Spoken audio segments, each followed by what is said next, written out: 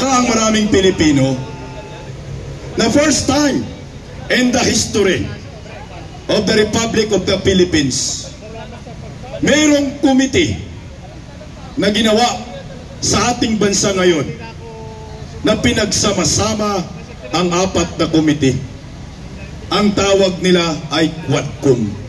Quad Committee, Quadruple Committee. Alam niyo ba kung ano ang hangarin nila? Hindi ho sila gumagawa ng batas. Hindi ho in aid of legislation ang ginawa ng mga buwaya diyan sa Kongreso, kundi in aid of persecution. Naninira lang sila. Wala naman talaga silang batas na ginagawa.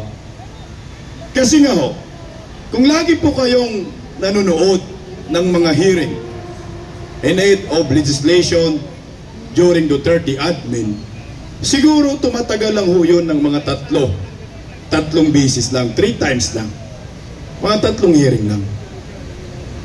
Pero ito, nakapagtataka. Bakit 12 na?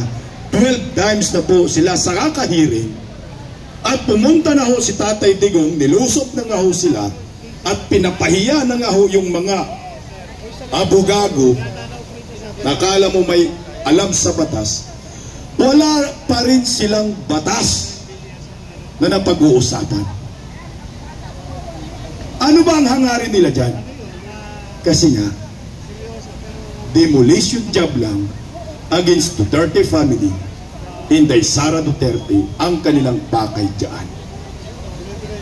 At ang masakit pa, ganito ho, only in the Philippines.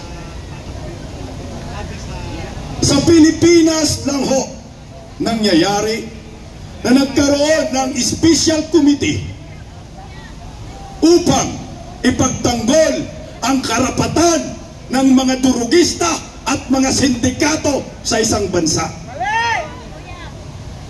Hindi ba ho kayo nalibadbaran doon?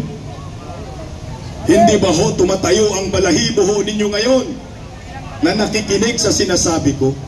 Yan ang totoo.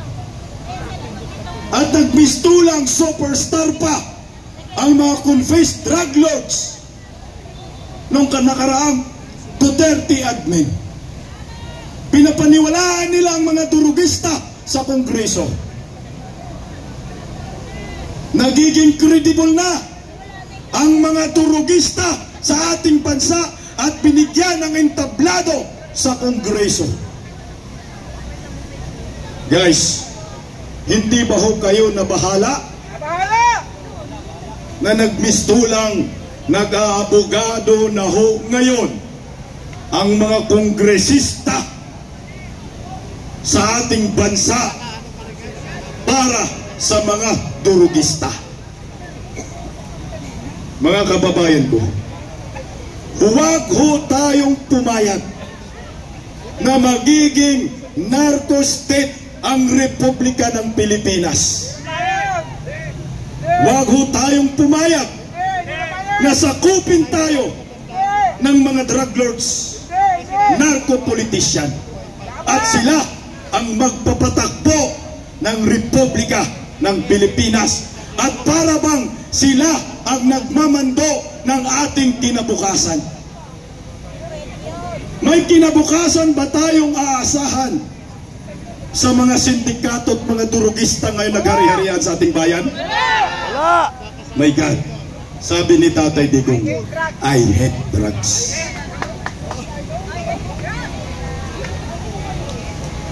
Bakit hindi pinag-uusapan sa Kongreso ang mga biktima ng mga durugista? Bakit hindi pinag-uusapan sa Kongreso ang mga biktima ng kriminal? Bakit nagkagano na ang Pilipinas nating mahal? Na para bang mas credible pa ang mga kriminal at mga priso ngayon sa ating bansa. Mas naniniwala pa ang mga kongresista sa mga convicted criminals kumpara sa mga abogadong walang bahid ang kamay, at malinis ang budhe, at malinis ang pangalan. Saan kayo nakakita? Only in the Philippines na yung kriminal, convicted, ay nagpakulong ng inosente.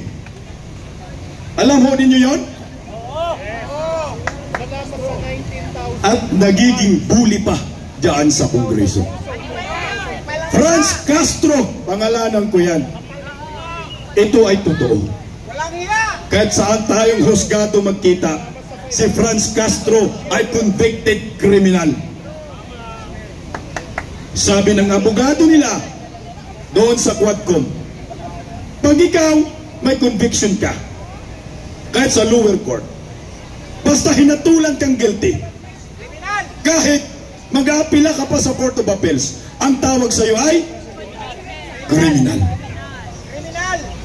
Nakakalungkot dahil itong Kongreso ngayon, ginamit itong si Castro para siraan ang mga Duterte at nagiging atakdog. Isipin nyo, mali na nga ho yung ginawa niya na i-contempt si Attorney Sulay Calupis. Hindi pa nakuntinto.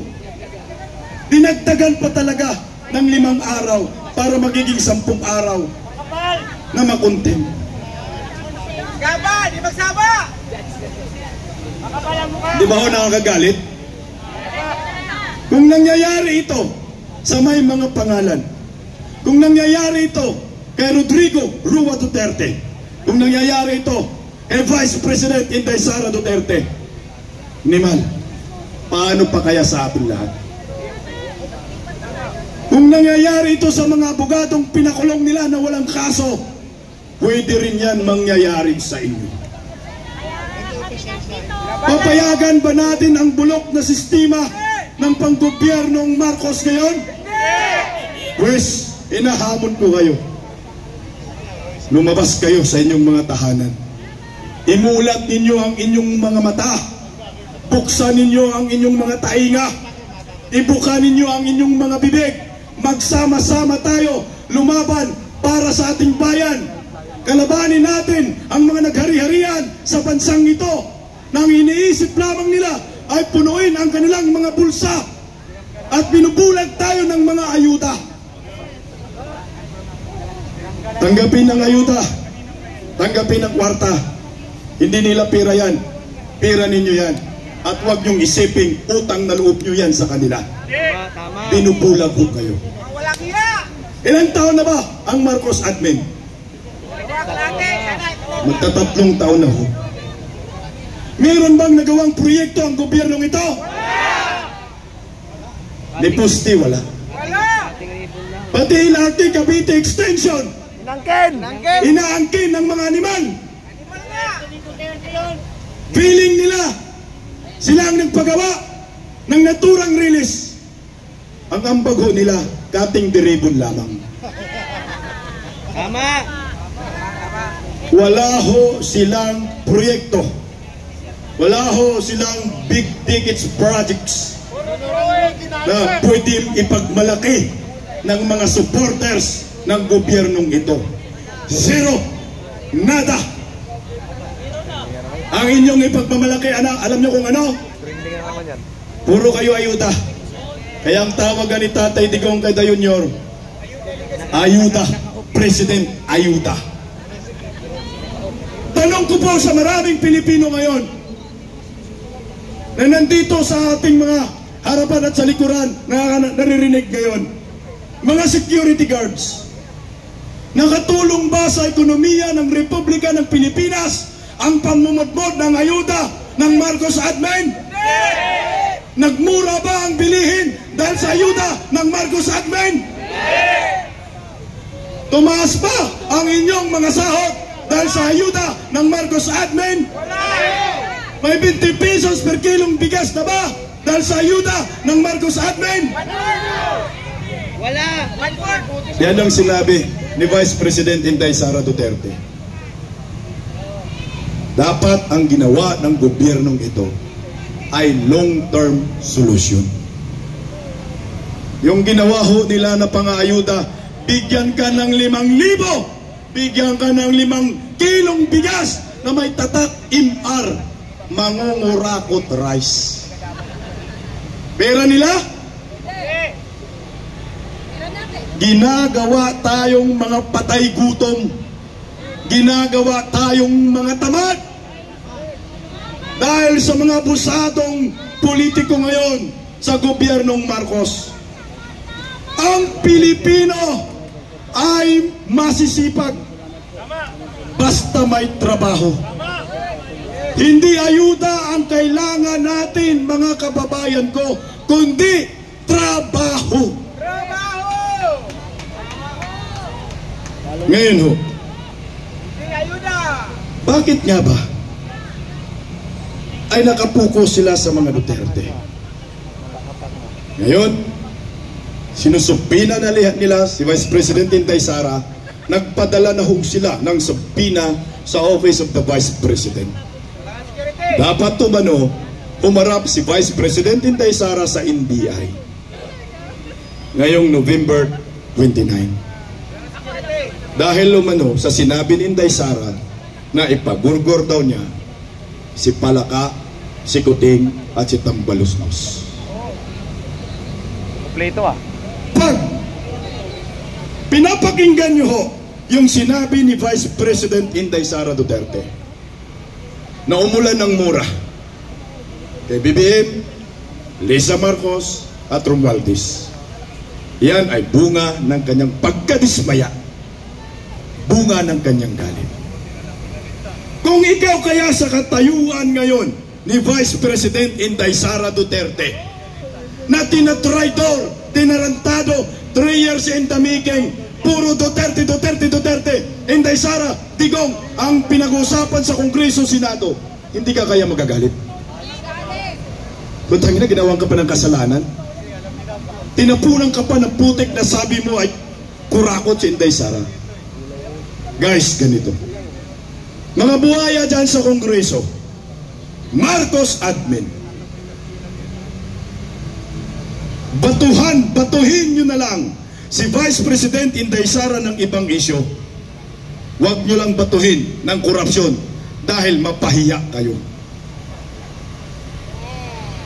Kung kurakot lang ang mga Duterte, naalala ho ba ninyo, mga taga-Tacloban, mga supporters ni Romualdez, mga supporters ni BBM na budol-budol, naalala ba ninyo kung sino yung unang tumulong sa Tacloban City na nalubog ng bagyong Yolanda? Duterte. Nagpadala si former President Rodrigo Roa Duterte ng mga tulong sa Tacloban. At nakita ho ninyo yung kanilang truck na puno ng relief goods, walang nakalagay na pangalang Duterte. Anong nakalagay? From the peoples of Davao. Kaya pag pinagsasabihan ang pinag-usapan corruption, zero. Wala kang makukuha doon. Last na lang, gusto ko pong itackle ito, guys, kasi nga ito yung pinaka-main issue na pinupukol ngayon kay Vice President Inday Sara Duterte. Confidential and intelligence funds. Galit na galit sila dyan. Sa maraming Pilipino, sana ho maintindihan ninyo ngayon ang aking sasabihin sa inyo. 125 million pesos di mano na confidential and intelligence funds ginastos ni Vice President Inday Sara Duterte sa loob lamang ng 11 days. Ito po yung sagot ko sa inyo. Sino ba ang nagbigay ng 125 million pesos? Sino? Si Bongbong Marcos. At bakit niya ibinigay? ng 11 days na lang bago matapos ang taong 2022. Binigay niyo ho ang 125 million pesos sa Office of the Vice President December 19. Tama? Tama. 2022. Ilang araw na lang ang natira bago matapos ang taon na yan. 11 days. So ngayon, nasa batas na dapat ang pundo ng isang ahensya ay dapat ma-disburse mo, may gastos mo bago matapos ang taon. Kasi pag hindi mo magastos yan, maibabalik po yan sa Treasury, National Treasury. Si Vice President Inday Sara Duterte, alam niya gumamit ng confidential and intelligence funds. Meron siyang satellite offices na napakarami sa buong Pilipinas. Take note, first time in the history na mayroong isang Vice President of the Republic of the Philippines na nagkaroon ng mga satellite offices, Luzon, Visayas, and Mindanao. Kaya kung sabi mo ho, paano ginastos yung 125 million, madali ho lang talaga yan. Dahil sa dami ho ng kanyang satellite offices. Ngayon ganito. Ang sabi ng mga kongresista na mayroon daw issue sa paggamit ng 125 million pesos. May misuse funds daw. Na-audit umano. Alam niyo ho ba, hindi po lahat ng 125 million pesos ay mayroong nakita ng audit na misuse funds. May kaunting halaga lang ho. Pero, tapos na ba ang ginawang audit ng Commission on Audit sa Office of the Vice President? Ang sagot dyan ay, hindi pa. Ang ibig sabihin nito, hindi nyo pwedeng sabihin si Vice President Inday Sara Duterte ay kurakot at gumamit ng pundo na hindi nakaayon sa batas. Dahil hindi pa tapos ang pag-audit. Meron po silang 6 months na palugit para sa Office of the Vice President na kailangan ma-comply ang nire-require ng Commission on Audit sa opisina ni Vice President Inday Sara Duterte hanggang February 2025. Kaya malaking pagkakamaliho ang ginawa ng mga kongresista ngayon sa Kongreso. Ang trabaho ng Commission on Audit ay tinarbaho na ngayon ng mga kongresista. Tanong ko sa inyo, sino ba ang expert sa pag-audit? Commission on Audit o mga kongresista? Kayo na may sabi din. So ano ito ngayon? Maliwanag na pamumulitikal na lamang ang ginawa ng Marcos admin, tambaloslos dyan sa Kongreso laban kay Vice President Inday Sara Duterte. Take note, wala pong korupsyon na nangyayari sa Office of the Vice President.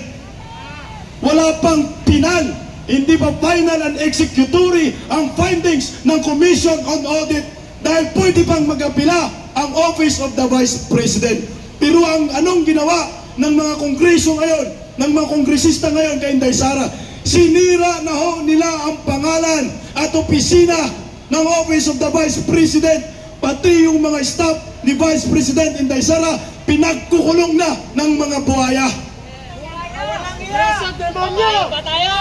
Yan ho ang totoo. Kaya kami dito, mga political vloggers, hindi ho kami titigil dito. Salamat sa inyo. Hanggat hindi matapos ang kahibangan ng mga kongresistang ito. Salamat sa inyo. Tandaan niyo po ang mga pangalang ito na nang-aapi at nanggigipit kay Vice President Inday Sara Duterte at sa mga Duterte. Huwag niyo pong iboto ang mga lukong iyan dahil ang prinsipyo nila ay nabili ng pira. ang prinsipyo nila ay may katumbas na halaga at ang pagkatao nila ay sinangla na ho nila sa impyerno. Hindi po dapat sila manalo muli ngayong 2025 election, midterm election. Nananawagan ako sa maraming Pilipino. Lahat ng line-up ni Bongbong Marcos, Tambaloslos, zero, diretso sa Puso Negro. Nagawa na ho natin yan sa panahon ni Tatay Digong.